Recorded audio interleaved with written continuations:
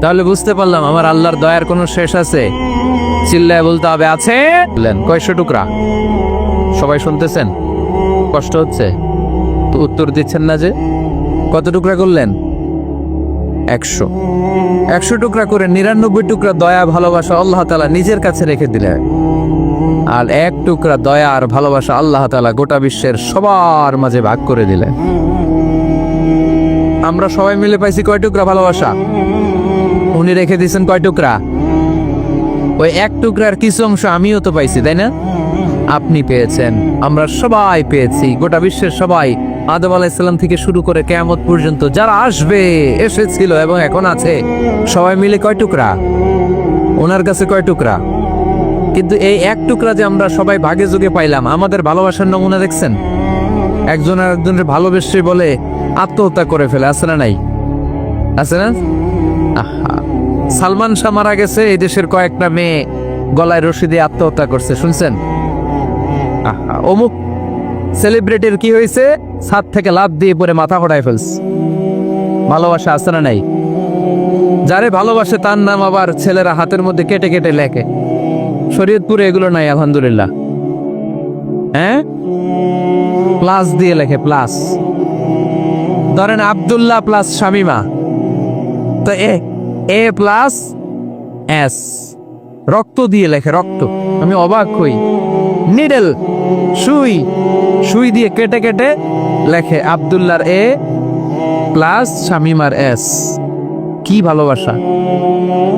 1 ভাগ ভালোবাসার ছিটে ফোটা সবাই মিলে পাইছে। এইটা ঠেলা যদি এরকম হয়, তাহলে যিনি 99 ভাগ ভালোবাসা রেখে দিয়েছে তার ভালোবাসা বেশি না কম? দেখেন, ছোট্ট বাচ্চাটা রাতে খেতে চায় না, মা যদি বলে খাও, বলে না, খাবো না। আব্বু অফিস থেকে আসুক, আব্বুর কোলে বসে বসে আব্বু আর আমি একসাথে খাবো। এই ছোট্ট বাচ্চাটা কিছু বোঝে না, কিন্তু তারপরও তার বাবার জন্য ভালোবাসা তার হৃদয়ে ঢুকায় দিছে কে? আপনাদের এলাকায় মুরগি পালেন না আপনারা? মুরগি যখন বাচ্চা নিয়ে হাঁটে, দেখবেন মুরগি ছানা ধরা যায় না, ধরতে গেলে মা মুরগিটা কি করে? কামড় দিতে আসে। এই ছোট্ট বাচ্চাগুলোর জন্য মা মুরগিটার হৃদয়ের ভিতরে ভালোবাসা ঢুকায় দিল কে? আহা, আমি পত্রিকাতে এমনও দেখেছি, বন্যায় এক মা পানি খেতে খেতে খেতে খেতে খেতে খেতে মরে গিয়েছে, কিন্তু শিশুটাকে একটা বালতির মধ্যে চাপিয়ে মাথায় তুলে ধরে রেখেছে। মা পানি খেতে খেতে নিজের জীবনকে বিলিয়ে দিয়েছে, কিন্তু বাচ্চাটা মরে নাই। বাচ্চার জন্য কি ভালোবাসা! এই ছোট্ট বাচ্চার জন্য মায়ের হৃদয়ে জান স্যাক্রিফাইসের মতো এই ভালোবাসা ঢুকায় দিল কে? আমাদের প্রতিদিনই ভালোবাসা, সকালে ভালোবাসা, বিকালে ভালোবাসা, সন্ধ্যায় ভালোবাসা, শীতকালে ভালোবাসা, গ্রীষ্মকালে ভালোবাসা। আমাদের ইসলামে শুধু ভালোবাসাবাসি, ঠিক কিনা? রাসূল আমারে ভালোবাসা, রাসূল আমার আলো আশা, রাসূল আমার প্রেম বিরহের মূল আলোচনা, রাসূল আমার কাজে কর্মের অনুপ্রেরণা। চিল্লায় পড়েন আল্লাহু আকবার। আমাদের ভালোবাসার কোনো কমতি আছে? 24 ঘন্টা আমাদের ভালোবাসা আছে না নাই? 365 দিন আমাদের ভালোবাসা আছে না নাই? এই জন্য আলাদা করে আমাদের কোনো দিন লাগে না, বিশ্ব ভালোবাসা দিবস দরকার হয় না। যারা মাকে দেখতে পারে না, বাবারে দেখতে পারে না, এরা একদিনের জন্য মা বাবাকে উইশ করতে যায়, আর নাম দিছে বিশ্ব মা দিবস, বিশ্ব বাবা দিবস। কিছুদিন আগে দেখলাম বিশ্ব ডিম দিবস। কি দিবস? আমি কি মিথ্যা বললাম? ছিল একটা বিশ্ব ডিম দিবস। কিছুদিন পরে বানাবে বিশ্ব বাঁশ দিবস, যে যারে বাঁশ দিতে পারে। এরপর একটা বানাইছে শুনলাম বিশ্ব চিন্তা দিবস। তো এটা কি দিবস? কয় এই দিন আমরা সবাই মিলে চিন্তা করি যে আসলে আমাদের কি চিন্তা করা দরকার, আছে না নাই? তো এই যে ওরা বিশ্ব মা দিবস, international mother day, international father day, মা দিবস, বাবা দিবস, বছরে একবার ওল্ড হোমে রেখে আসে, বৃদ্ধাশ্রমে। যেহেতু সারা বছর বৃদ্ধাশ্রমে, বছরে একদিনও যদি মারে স্মরণ না করি কেমন হয়? তো একদিন ওই মা দিবসে মারে একটা কার্ড দিয়ে উইশ করে আসে, কিছু টাকা দিয়ে আসে। ওদের তো মা বাবার প্রতি দয়া নাই, শ্রদ্ধা নাই, ভালোবাসা নাই। এজন্য ঘটা করে ওদের দিবস পালন করা লাগে। আমাদের 24 ঘন্টা 365 দিনই ভালোবাসা, তাই এই দিবস ফিবসের আমাদের দরকার নাই। চিল্লায় বলেন ঠিক কিনা? জন্মের পর থেকেই তো আমাদের ভালোবাসা, মৃত্যু পর্যন্ত ভালোবাসা, আমৃত্যু ভালোবাসা। এই জন্য বিশ্ব ভালোবাসা দিবস। এটা ইসলাম কখনো সাপোর্ট করে না। ভালোবাসার কেন্দ্রবিন্দু একজন, চিল্লায় বলতে হবে তিনি কে। 100 টুকরা করে আমাদেরকে দিয়েছেন কয় টুকরা? উনি রেখেছেন কয় টুকরা? দেখেন, 1 টুকরা ঠেলায় বিশ্ব ভালোবাসা দিবস আমরা পালন করি। ভালোবাসার গান, ভালোবাসার নাটক, ভালোবাসার ফিল্ম, ভালোবাসার কবিতা, অভাব নাই। কত ভালোবাসার স্টোরি আপনারা জানেন, এত ভালোবাসা। কিন্তু সবাই মিলে ভালোবাসার এক অংশ আমরা ভাগে যোগে পেয়েছি। এক অংশের নমুনা যদি এমন হয়, 99 টুকরা ভালোবাসা যিনি রেখে দিয়েছেন নিজের মধ্যে, তার ভালোবাসা বেশি না কম? চিল্লায় বলেন বেশি না কম? এজন্য আমরা আল্লাহর ভালোবাসার ভিখারি, আমরা আল্লাহ তাআলার রহমতের ভিখারি। আল্লাহর রহমত ছাড়া কেউ কোনোদিন জান্নাতে যেতে পারবে? কোনোদিন নিজের আমল নিয়ে বড়াই করবেন না। আপনার কি ভাবেন যে আপনার আমল দিয়ে আপনি জান্নাতে যাবেন? শরীয়তপুরের আজকের এই প্যান্ডেলে যারা বসে আছেন, কার এরকম ভরসা আছে যে হুজুর আমি এত আমল করেছি, আমার আমলের বদৌলতে আমি জান্নাতে ঢুকবো? কে কে আছেন দেখি? আল্লাহর ওলি আছে? এরকম কোন আল্লাহর ওলি? হ্যাঁ, আছে? নাই। আল্লাহর হাবিব বললেন, আল্লাহর রহমত ছাড়া, ভালোবাসা ছাড়া কেউ কোনোদিন জান্নাতে ঢুকতে পারবে? আম্মা জান আয়েশা বললেন, ইয়া রাসূলুল্লাহ আপনিও না? আল্লাহর হাবিব বললেন, না আমিও না, তবে আল্লাহর রহমত আর দয়া সেদিন আমাকে ঘিরে রাখবে। মান নুকিশা উযিবা, যার হিসাব আল্লাহ সেদিন চাইবেন সে ধরা খেয়ে যাবে। সব সময় আল্লাহর কাছে এই দোয়াটা যেন আমরা করি, আল্লাহ কিয়ামতের দিন তুমি আমার হিসাব নিও না,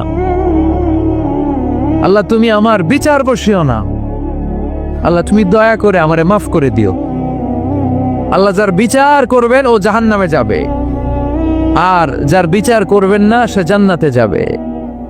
আল্লাহ যদি বিচার করে আর পাই টু পাই হিসাব নেয়, নামাজ পড়লি না কেন, রোজা রাখলি না কেন, মিথ্যা বললি কেন, খাদ্যে ভেজাল দিলি কেন, মাছে ফরমালিন দিলি কেন, যৌতুক খাইলি কেন, ঘুষ খাইলি কেন, উল্টাপাল্টা করলি কেন, জিনা করলি কেন, একটার পর একটা প্রশ্ন বানে যদি সেই ভয়ঙ্কর দিনে আল্লাহ আমাদেরকে জর্জরিত করে, আমাদের কোনো উত্তর আছে? সেদিন আমাদের বাঁচার কোনো উপায় আছে? তাই আমরা সবাই আল্লাহর কাছে দোয়া করবো, আল্লাহ কোনো বিচার টিচার মানি না, কোনো বিচার করতে পারবো না, দয়া করবা। কথা কয় না? কি করবে? এবার আওয়াজ করে বলেন, বিচার চান না দয়া চান? রোজ হাসরে হে আল্লাহ আমার করোনা বিচার, আল্লাহ করোনা বিচার। পড়েন আমিন। রোজ হাসরে হে আল্লাহ আমার করোনা বিচার, আল্লাহ করোনা বিচার। বিচার চাহি না তব দয়া চাহে এ গুনাহগার, আল্লাহ করোনা বিচার। পড়েন আমিন। তিনি যদি দয়া করেন তবেই আমরা জান্নাত যেতে পারবো, ঠিক কিনা? এজন্য আল্লাহ বললেন, আর রহমান আল্লামাল কোরআন খালাকাল ইনসান আল্লামাহুল বায়ান। আমি হলাম রহমান। কাফেররা বলে রহমানকে জানি না, রহমানকে চিনি না। আল্লাহ বলে রহমানকে চিনে না, আমার নাম রহমান, আমি দয়ালু, আমি মেহেরবান, ঠিক কিনা? এজন্য প্রতিদিন সূরা ফাতিহায় দ্বিতীয় আয়াতটা আমরা কি পড়ি? আর রহমান আর রাহিম, ঠিক কিনা? তিনি দয়ার সাগর, তিনি মায়ার সাগর। আমরা বললাম, আল্লাহ ঠিক আছে আমরা বুঝেছি আপনি দয়ার সাগর, আর আপনি কি করেন? দ্বিতীয় আয়াতে আল্লাহ বললেন, আল্লামাল কোরআন, আমি কোরআন শিক্ষা দেই। শুধু দয়ার সাগর হয়ে আমি আল্লাহ বসে থাকি নাই, তোমাদের হেদায়েতের জন্য আমি কোরআন নাজিল করে দিয়েছি। আল্লামাল কোরআন, আমি কোরআন শিক্ষা দেই। আমাদেরকে কোরআন শিখিয়েছে কে? বিশ্বনবীকে কোরআন শিখিয়েছে কে? আল্লাহ। এজন্য দুনিয়াতেও যারা কোরআন শিখায় তাদের মর্যাদা বাড়ায় দেয় কে? বাংলার জমিনে যারা কোরআন শরীফ শিখায় এদের মর্যাদা সবচেয়ে কম, এদের বেতন সবচেয়ে কম, এরা সমাজে সবচেয়ে বেশি অবহেলিত, ঠিক কি না? আল্লাহর কাছে এরা সবচেয়ে বেশি সম্মানিত। আল্লাহর হাবিব বললেন, খায়রুকুম মান তাআল্লামাল কোরআন ওয়া আল্লামাহু, তোমাদের মধ্যে আল্লাহ তাআলার কাছে সবচাইতে প্রিয় শ্রেষ্ঠ ওই মানুষটা যে নিজে কোরআন পড়ে আবার অন্যরে পড়ায় দেয়। সুবহানাল্লাহ পড়েন। আপনি যদি কাউরে শুধু সূরা ফাতিহাটা শিখান, কোন সূরা? সূরা ফাতিহাটা যদি শিখায় দেন, সে যতদিন সূরা ফাতিহা তেলাওয়াত করবে ওই তার তেলাওয়াতের একটা পার্সেন্টেজ সওয়াব আপনার আমলনামায় আছে না নাই? সে যদি আবার আরেকজনের শিখায়, ওই লোক যদি আবার আরেকজনের শিখায় দেয়, এরকম যতজনকে তারা শিখাবে প্রত্যেকের তেলাওয়াতের একটা পার্সেন্টেজ সওয়াব আপনার আমলনামায় ঢুকায় দিবে কে?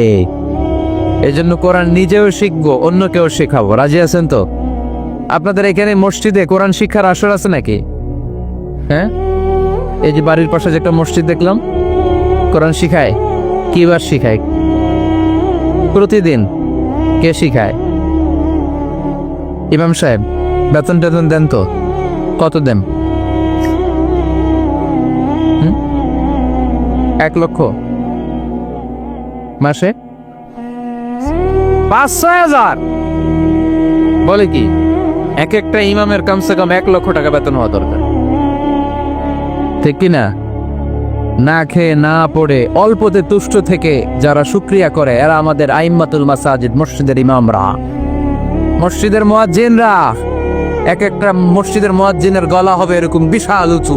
কিয়ামতের ময়দানে সবাই আমরা এর দিকে তাকায় থাকবো, কিরে ভাই তোর গলা উঁচু কেন? সে বলবে আমার এই গলা দিয়ে প্রতিদিন 5 বার আমি আজান দিয়েছি। কিয়ামতের ময়দানে ঠিকই সম্মানিত, দুনিয়ায় আমরা চিনলাম না ওনাদেরকে। এজন্য কোরআন শিক্ষার আসর যেন আমরা গড়ে তুলি। তালিমুল কোরআন প্রজেক্ট লাগবে, শিশুদের কোরআন শিক্ষার আসর, নারীদের কোরআন শিক্ষার আসর, বয়স্কদের কোরআন শিক্ষার আসর। আমরা কোরআন শিখে মরতে চাই, কোরআন জেনে মরতে চাই। No excuse will be granted that day. সেদিন আল্লাহ কোনো এক্সকিউজ গ্রহণ করবে না। সব পারো, হিন্দি তো ঠিকই কইতে পারো। হিন্দিতে কথা কইতে পারে না ছেলেপেলেরা? হিন্দি সিনেমা এমন দেখা দেখে হিন্দিতে কথা কইতে পারে। তো হিন্দি ভাষা বুঝতে পারলে, শিখতে পারলে আরবি পারলা না কেন? কোন এক্সকিউজ, ওজর, আপত্তি সেদিন আল্লাহ গ্রহণ করবে? শরীয়তপুরের ভাইরা, আসুন আমরা কোরআন শিখি, আসুন আমরা কোরআন পড়ি। প্রতিদিন একটা আয়াত হলেও কমপক্ষে আমরা যেন কোরআনের অর্থ পড়ি, বঙ্গানুবাদ পড়ি। রাজি আছেন তো? আপনাদের স্মার্টফোন আছে কার কার হাতে দেখি?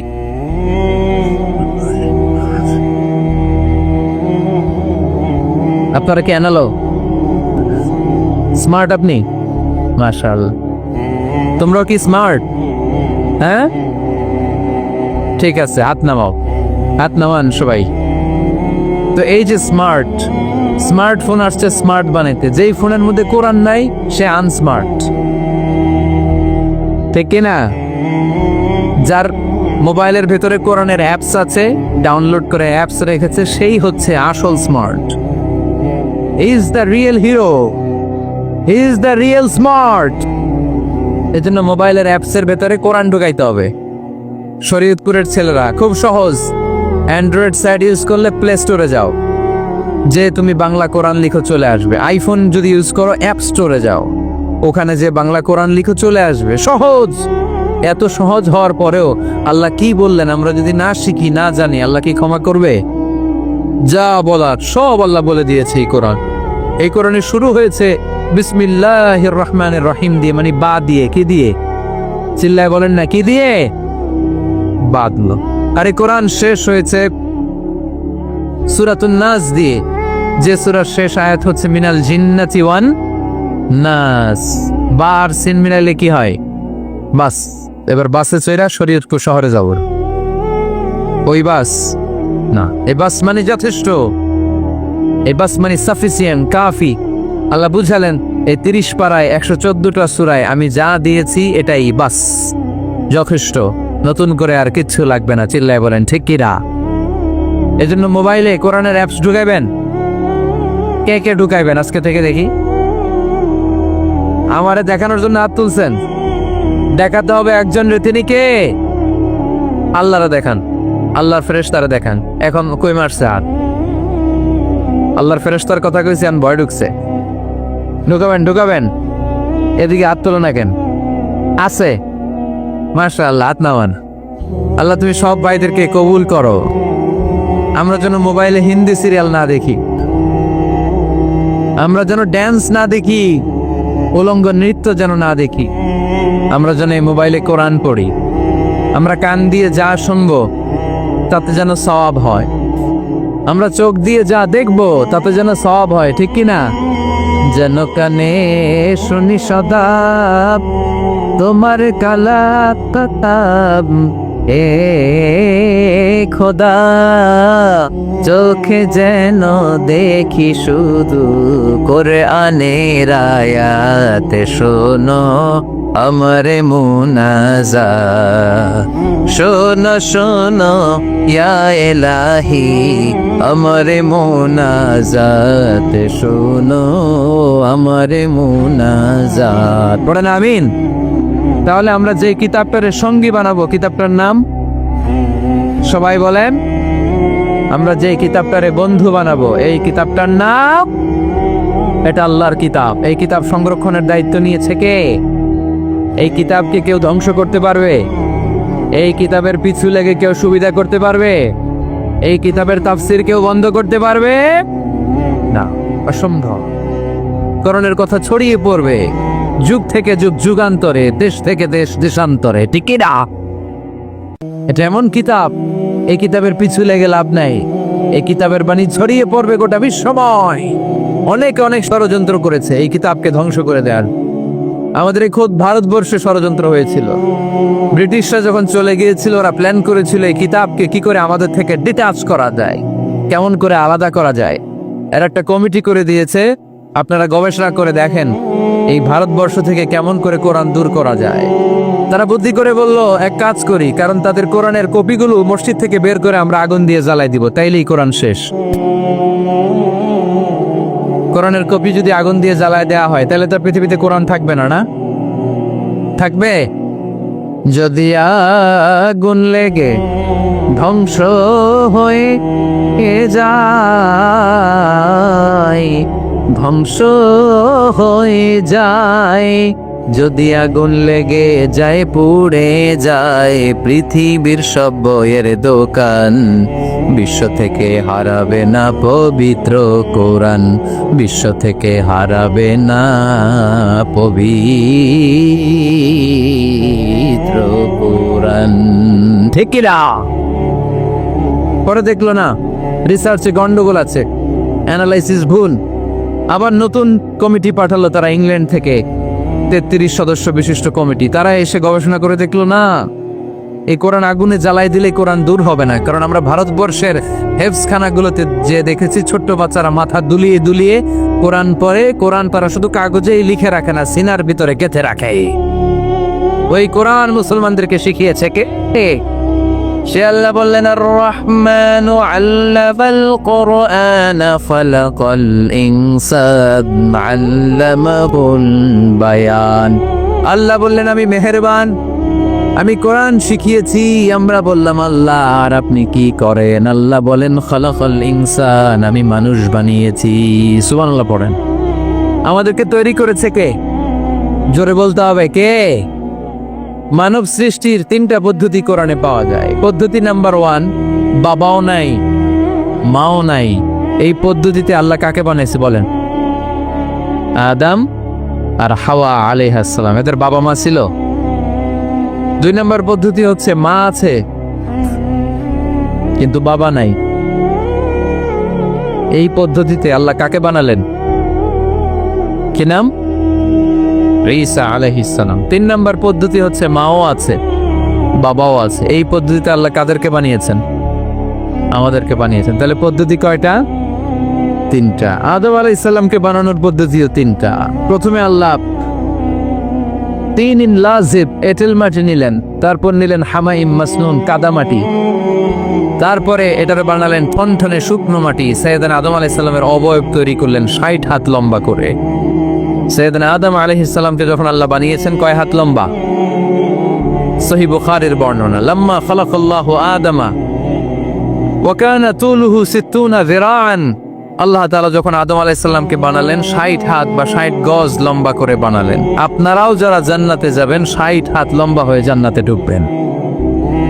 কয় হাত লম্বা? সুবহানাল্লাহ পড়বেন না? আদম আলাইহিস সালামকে বানালেন। আবার মায়ের পেটে যে আমরা বড় হলাম, এইখানেও আমাদের 3টা ক্যাটাগরি, 3টা ধাপে তিনি আমাদেরকে বানালেন। মায়ের পেটে 9 মাস কি করছিলেন মনে আছে আপনাদের? শরীয়তপুরের ভাইরা মনে নেই কেন? হ্যাঁ, আমাদের কারোরই মনে নাই, ঠিক কিনা? এই 6 মাস 8 মাস কই যে ছিলাম, কোথায় ছিলাম আমরা মনে করতে পারি না। স্মৃতির পাতা হাতড়িয়ে যত পিছনে যাই আর বলতে থাকি। মনে আছে ছোটবেলার কথা? মনে নাই। আমরা সবাই কিন্তু এত বড় ছিলাম না ভাই, ছোট্ট ছিলাম, ছোট্ট। মায়ের জরায়ুর দেয়ালের মধ্যে লেপ্টে ছিলাম নুতফা, আলাকা, মুদগা, sperm drop, blood clot and the little flash. ছোট্ট নাপাক পানি ছিলাম। ওইটারে আল্লাহ বড় করতে আরম্ভ করলেন। বড় করতে করতে রক্তপিণ্ড বানালেন। রক্তপিণ্ড থেকে আল্লাহ গোশতপিণ্ড বানালেন। আমরা প্রত্যেকে এরকম একটা গোশতের টুকরা ছিলাম। এটার ভিতরে আল্লাহ কঙ্কাল ঢুকালেন, আমার স্কেলিটন, আমার কঙ্কালটা, আমার অবয়বটা ঢুকালেন। তারপরে আবার গোশত দিয়ে প্যাকেট করলেন, তার উপরে আবার চামড়ার প্যাকেট পড়ায় দিলেন। পড়েন সুবহানাল্লাহ। এরপরে 9 মাস পরে এই পৃথিবীর বুকে স্মুথলি আমাকে আসার সুযোগ দিলেন কে? একথাই আল্লাহ সূরা আল মুমিনুনে বললেন, ওয়ালাকাদ খালাকনাল ইনসানা মিন সুলালাতিন মিন তিন ثم جعلناه نطفة في قرار مكين ثم خلقنا النطفة علقة فخلقنا العلقة مضغة فخلقنا المضغة عظاما فكسونا العظام لحما ثم أنشأناه خلقا آخر فتبارك الله أحسن الخالقين। পড়েন আল্লাহু আকবার।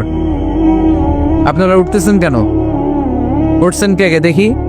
আপনার চেহারাটা দেখেন আমাকে। ওয়াশরুমে যাওয়ার জন্য অনেক আগ থেকে বসে আছেন বোধহয়, না? আসর থেকে, দুপুর 3টা থেকে। আল্লাহু আকবার, আল্লাহু আকবার। তাহলে দোয়া করে দে। আর না না না, ঠিক হবে না, কষ্ট হচ্ছে, আমি বুঝতে পারতেছি। আরো কয়েক মিনিট শুনবেন। পড়েন পড়েন, লিল্লাহে তাকবীর, লিল্লাহে তাকবীর, লিল্লাহে তাকবীর। মায়ের পেটে আমাদেরকে তৈরি করলো কে? আল্লাহ। 10 মাস আমাদেরকে খাবার দিল কে? অক্সিজেন দিল কে? দেখেন, দুনিয়ার কেউ কিন্তু আমার খোঁজ নিতে পারে নাই। ভিতরে যে পারছে, ওই গোপন জায়গায় একজন আমার রিজিক দিত। তিনি কে? আমার নাভির সাথে আমার মায়ের জরায়ুর একটা কানেকশন ছিল। ওই একটা লাইন দিয়ে আমাদের সবাইকে আল্লাহ খাবারের ব্যবস্থা করেছেন, পানির ব্যবস্থা করেছেন, বাতাসের ব্যবস্থা করেছেন। দুনিয়ায় আসার সাথে সাথে দুনিয়ার মানুষরা ওই খাবারের লাইনটা কেটে দেয়, ঠিক কিনা? শরীয়তপুরে বুঝে রেখে দেয়। কি করে? কেটাপ। দেখবেন সিজার করার পরে বাচ্চাদেরকে বের করে কেচি দিয়ে, যারা সিজার করে ডাক্তাররা কি করে? কেটে দেয়। বাচ্চার পা ধরে মাথাটা নিচু করে নিতম্বের মধ্যে থাপ্পড় মারে কয়েকটা, তারপরে বাচ্চা ওয়া ওয়া করে কেঁদে ওঠে, ঠিক কিনা? আমরা আমাদের কানে শুনি ওয়া ওয়া, আসলে সে আল্লাহর কাছে কেঁদে কেঁদে ফরিয়াদ জানায়, বলে আল্লাহ 9 মাস 10 মাস মায়ের পেটের ভেতরে ছিলাম, কেউ তো খোঁজ খবর নিল না। তুমিই তো আমার এই নাভির সাথে মায়ের জরায়ুর একটা লাইন দিয়ে, ওই এক লাইনে খাবার, এক লাইনে পানি, এক লাইনে বাতাস ঢুকিয়েছো। 9টা মাস এই খাবারের লাইন আমার ঠিকঠাক ছিল, আমার টেনশন ছিল না। দুনিয়ার বুকে আসার সাথে সাথেই, এদের সাথে আমার কি শত্রুতা আমি জানি না, আসার সাথে সাথে আমার খাবারের লাইনটা কেটে দিস। আল্লাহ একটা মাত্র খাবারের লাইন ছিল, মানুষগুলো কেটে দিল। আমি এখন কি খাবো? আমি এখন যাব কই? আল্লাহ বলে কাঁদিস না, 8 মাস যেমনি খাওয়াইছি এখনো খাওয়ানো। সুবহানাল্লাহ পড়ে। খাবারের একটা লাইন ছিল, কেটে দিয়েছে। ওই একটার বিপরীতে তোর মায়ের বুকের ভেতরে এখন খাবারের 2টা লাইনের ব্যবস্থা করে দিলাম। খালাকাল ইনসান, তিনি মানুষ বানিয়েছেন, মানুষের যা দরকার তার ব্যবস্থাও করে দিয়েছেন। চিল্লায় বলেন ঠিক কিনা? এজন্য আল্লাহ বললেন, আর রহমানু আল্লামাল কুরআন খালাকাল ইনসানা আল্লামাহুল বায়ান। আমি মেহেরবান, আমি তোমাদের কোরআন শিখিয়েছি, আমি মানুষ তৈরি করেছি, আমি তোমাদেরকে ভাষা শিক্ষা দিয়েছি। সুবহানাল্লাহ পড়েন। আল্লামাহুল বায়ান, আমি তোমাদেরকে বয়ান শিখিয়েছি। এই যে আমরা বয়ান করি, আমাদের যে ভাষা, এই ভাষা কার দান? আমাদের বাংলা ভাষা কার দান? পৃথিবীতে অনেক ভাষা আছে, একটা ভাষার প্রকাশভঙ্গির সাথে আরেকটার মিল নাই। একটার প্রকাশভঙ্গির সাথে আরেকটার মিল নাই। চাইনিজরা চাইনিজ ভাষায় কথা বললে ইংরেজরা কিচ্ছু বুঝে না, ইংরেজরা বললে আরবরা বুঝে না, আরবরা বললে মালায়রা বুঝে না, মারায়রা বললে আফ্রিকানরা বুঝে না। সুবহানাল্লাহ পড়েন। আমি অনেক দিন দেশের বাইরে থাকি, 10 বছরেরও বেশি আমি পড়াশোনা করি, এখনো পিএইচডি করি। তো মিশরে যখন আমি পড়াশোনা করতাম তখন দেখতাম এক এক ভাষায় এক একজন কথা বলে। আমরা বাঙালিরা যদি কোনো কথা বলে হাসাহাসি করে, হেসে হেসে আমরা কোটি কোটি হয়ে যাচ্ছি, মরে যাচ্ছি, কিন্তু ওরা হাসে না, বিদেশিরা, ওরা বুঝে নাই তো। আবার ওরা যখন কথা বলে হাসে, আমরা কিছুই বুঝি না। সুবহানাল্লাহ পড়বেন না? ওইটা বাদ দেন, আমাদের বাংলাদেশে আসেন। আমাদের বাংলাদেশে এক এক জেলার সাথে আরেক জেলার ভাষার ভিন্নতা আছে না নাই? সুবহানাল্লাহ পড়বেন না? ঢাকার ভাষার সাথে ফরিদপুরের ভাষার অমিল, সিলেটের অনেক অমিল, চট্টগ্রামের অমিল আছে না নাই? সবচেয়ে বেশি অমিল সিলেটে আর চট্টগ্রামে, ঠিক কিনা? ওনাদের ভাষাগুলো এমন, শুনলে বুঝার উপায় নেই যেটা বাংলা ভাষা না অন্য ভাষা, কিন্তু প্রত্যেক আঞ্চলিকতায় একটা মাধুর্যতা আছে না নাই? আল্লাহ পাক এই কোরআনের মধ্যে আঞ্চলিকতার দাম দিলেন। হিশাম বিন হাকিম বিন হিজাম কোরআন থেকে তেলাওয়াত করতে শুরু করলেন। এই তেলাওয়াত শুনে সাইয়েদনা ওমরে ফারুক ওনার ঘাট ধরে টেনে বিশ্বনবীর কাছে নিয়ে আসলেন। ওমরে ফারুক বললেন, ইয়া রাসূলুল্লাহ, দেখেন হিশাম বিন হাজিম কেমন করে কোরআন পড়ে। দেখেন ভিন্নভাবে কোরআন পড়ে, আপনি শিখাইছেন একভাবে, ও পরে আরেকভাবে, ওর বিচার করেন। আসলে আরেকভাবে পড়ে নাই, অন্য আঞ্চলিকতায় পড়েছে। যেমন আমরা পড়ি ওয়াদ-দুহা ওয়াল লাইলি ইযা মা ওয়াদ্দাআকা রাব্বুকা ওয়া মা ক্বালা ওয়ালাল আখিরাতু খায়রুল লাকা মিনাল উলা। কিন্তু কোরআনের আরেকটা লাহাজা বা আরেকটা পড়ার পদ্ধতি আছে, যেখানে ওনারা পড়ে ওয়াদ-দুহা ওয়াল লাইলি ইযা সাজা মা ওয়াদ্দাআকা রাব্বুকা ওয়া মা ক্বালা। সুবহানাল্লাহ পড়বেন না? হাশিম বিন হিকাম এরকম বাঁকা করে পড়ছিলেন। ওমরে ফারুক এই বাঁকাটা শিখেন না, উনি শিখছিলেন সোজা। ওমরে ফারুক আবার সোজা সাপটা পছন্দ করতেন। সুবহানাল্লাহ পড়েন। বিশ্বনবী বললেন, হিশাম বিন হিজামকে তুমি ছাড়ো। বললেন, হিশাম তুমি কিভাবে পড়েছো? হিশাম বলে, আমি এইভাবে পড়েছি। বিশ্বনবী বললেন, হাকাযা উনজিলাত, এভাবেও নাজিল হয়েছে, সমস্যা নাই। ওমর তুমি কিভাবে পড়েছো? ওমর বললেন, আমি তো এইভাবে শিখেছি। বিশ্বনবী বললেন, এভাবেও নাজিল হয়েছে, সমস্যা নাই। উনজিলাল কুরআনু আলা সাবআতি আহরুফ ফাকরাউ মা তায়াসসারা মিনহু। আরবি ভাষা একটা, কিন্তু এর মধ্যে আঞ্চলিকতা আছে 7টা। এই 7টা আঞ্চলিকতা দিয়ে কোরআন নাজিল করেছে কে? এজন্য আঞ্চলিকতার মর্যাদা আল্লাহ কোরআনেও দিলেন। এজন্য বললেন, আর রহমানু আল্লামাল কোরআন খালাকাল ইনসান আল্লামাহুল বায়ান। আমি মেহেরবান, আমি কোরআন শিখালাম, আমি মানুষ বানালাম, আমি তোমাদেরকে ভাষা শিখালাম। সুবহানাল্লাহ পড়েন। এরপর আল্লাহ বললেন, আশ-শামসু ওয়াল কামারু বিহুসবান ওয়ান নাজমু ওয়াশ-শাজারু ইয়াসজুদান। সুবহানাল্লাহ। আশ-শামসু ওয়াল কামারু বিহুসবান, চাঁদ আর সূর্য আমি তৈরি করেছি তোমাদের হিসাবের জন্য। হিসাব আছে না নাই? কতদিন এক বছর আপনাদের শরীয়তপুরে? 365 দিন। এটা তো সোলার ইয়ারের হিসাব বললেন, মানে সৌর বৎসর। আর চান্দ্র বৎসরের 354 বা 55 দিন। তাহলে এই সূর্য আর চাঁদ, চাঁদ আর সূর্যকে আল্লাহ এই মহাবিশ্বে দিয়েছেন হিসাবের জন্য, ঠিক কিনা? আল্লাহর হাবিব বললেন, সুমু লিরুইয়াতিহি ওয়া আফতিরু লিরুইয়াতিহি। চাঁদ দেখে রোজা রাখো, আবার চাঁদ দেখে রোজা ভাঙো। মুসা আলাইহিস সালামকে একটা লাঠি দিছে কে? লাঠি ফেলার সাথে সাথে মুহূর্তের মধ্যে হাইয়াতান তাসআ, বিশাল এক অজগর সাপ। এই বিশাল অজগর সাপ ফেরাউনের জাদুকরদের বানানো সব ভাগ, ভাল্লুক, সিংহ আর সাপগুলো রেখে বিশাল ফানা ধরে আছে। আর সাপ বলতে শুরু করেছে, আর কি আছে নিয়ে আয়। সুবহানাল্লাহ কইতে পারলেন না? এই দৃশ্য দেখার সাথে সাথে ফেরাউনের রাজপ্রাসাদের সামনে যতগুলো জাদুকর ছিল, কোরআন বলে ফাউলকিয়াস সাহারাতু সাজিদিন।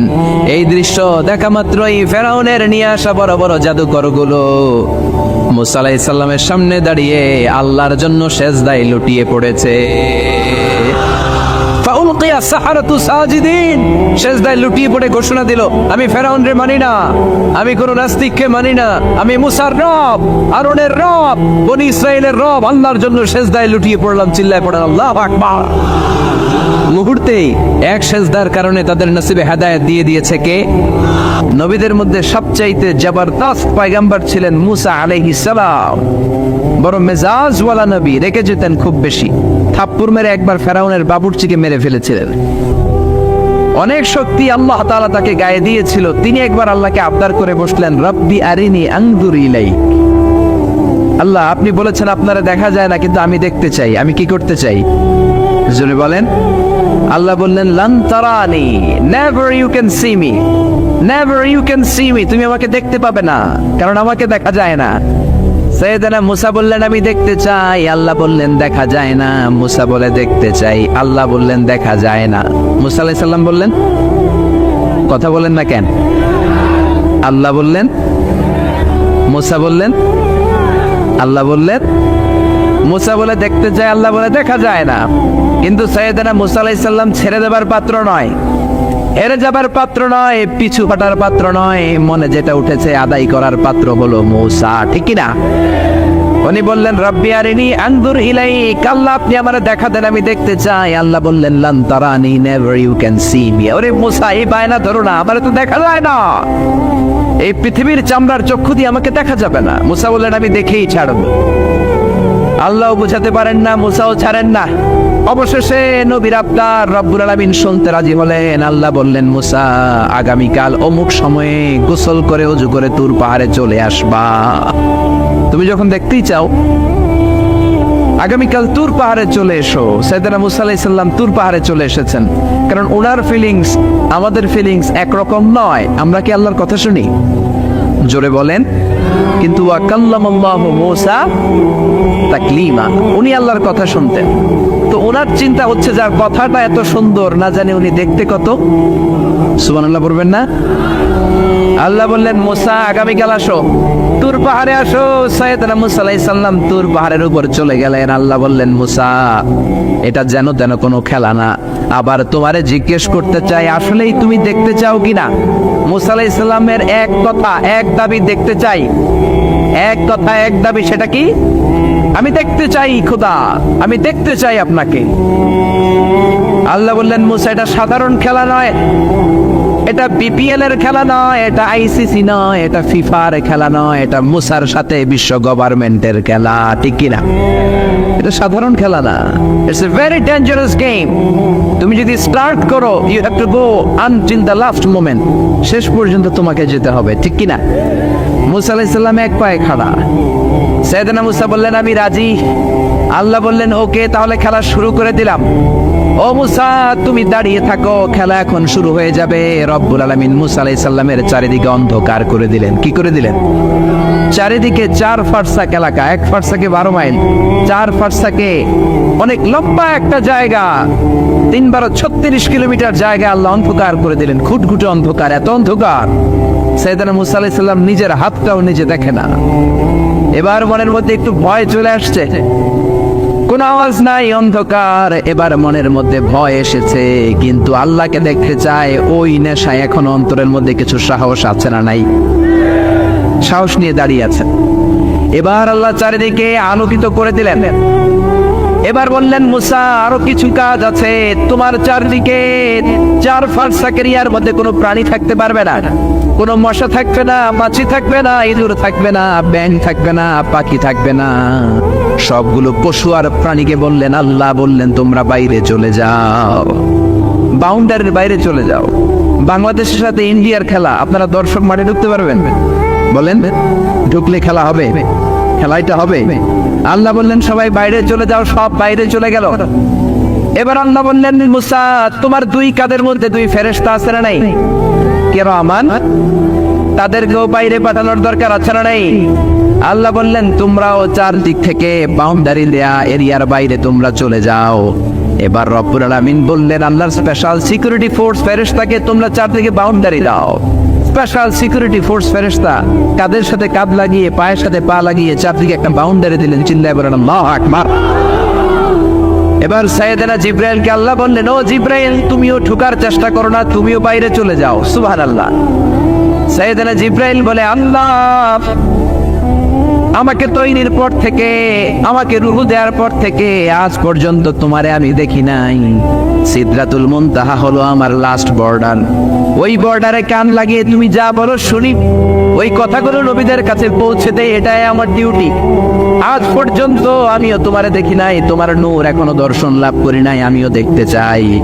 আমার ভাই মুসার সাথে আমাকেও দেখতে দাও। আল্লাহ বলল no no, this game is between মুসা এন্ড মি। এটা মুসার সাথে আমার খেলা, তোমার তো খেলা নাই, ঠিক কি না? জিব্রাইল তুমিও বাইরে চলে যাও। সাইয়েদনা জিব্রাইলও বাইরে চলে গেলেন। এবার একেবারে গ্রাউন্ড রেডি, স্টেডিয়াম রেডি। এবার খেলা হবে। খেলা কি হবে? যদি বলেন কি হবে? মুসা আলাইহিস সালাম আর বিশ্ব গভর্নমেন্ট আল্লাহর সাথে খেলা। আল্লাহ বললেন মুসা তুমি উপরের দিকে তাকাও। সাইয়েদনা মুসা আলাইহিস সালাম উপরের দিকে তাকালেন, দেখলেন প্রথম আকাশ দেখা যায়, তারপরে দ্বিতীয় আকাশ, তৃতীয় আকাশ, সব দেখতে আরম্ভ করলেন। প্রথম আকাশ এটা বিশাল একটা area।